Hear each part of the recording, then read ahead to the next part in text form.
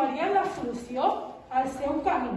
Van trobar un cartell al costat d'un arbre. Oh, mireu allà!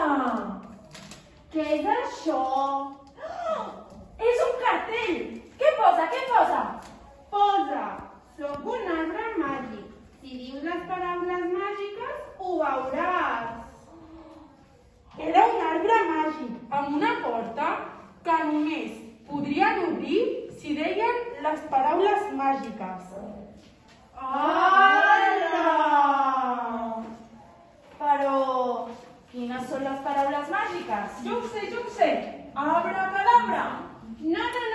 No. La paraula màgica és supercalifragilisticoexpialidocious. Tatatachan! No, ábrete el sésamo. Que no. Pum, pum, pam! Obre ja, abre! Espereu. Sisplau, arbret, pots obrir la porta? De sobte es va obrir la porta. Estava il·luminada. Ai, gràcies, arbret! Pensem més paraules. Llavors es va encendre una llum que il·luminava tot el camí. Les paraules màgiques eren gràcies i sisplau. Uala!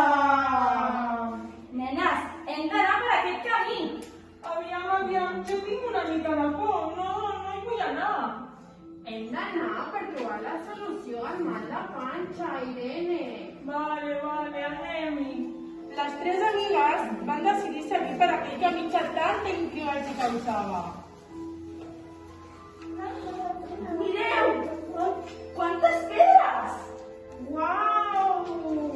Mireu quins conills! Oh, m'encanten els collotets d'aquests conillets. Però, heu vist els colors d'aquest camí? Uau! Quantes llums!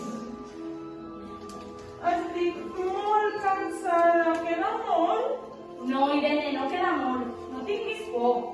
Espereu! Estic veient al final del camí. Sembla una muntanya. Les tres amigues van seguir caminant per aquell camí ple de llums durant una llarga estona, fins que van arribar a una muntanya plena de fruites i verdures. Mireu!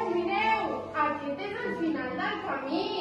Aleshores, la solució al mal de panxa és menjar fruites i verdures? Jo crec que sí. La meva mare sempre em diu que no he de menjar tantes llaminadures i menjar més, moltes més, fruites i verdures. Finalment, les tres amigues van començar a menjar les fruites i verdures que hi havia a la muntanya. Van aprendre que no tindrien més mal de panxa si menjaven més fruites. Estan boníssimes! I des d'aquí un bosc, des d'aquí un camí, aquesta història ja ha arribat al seu fi.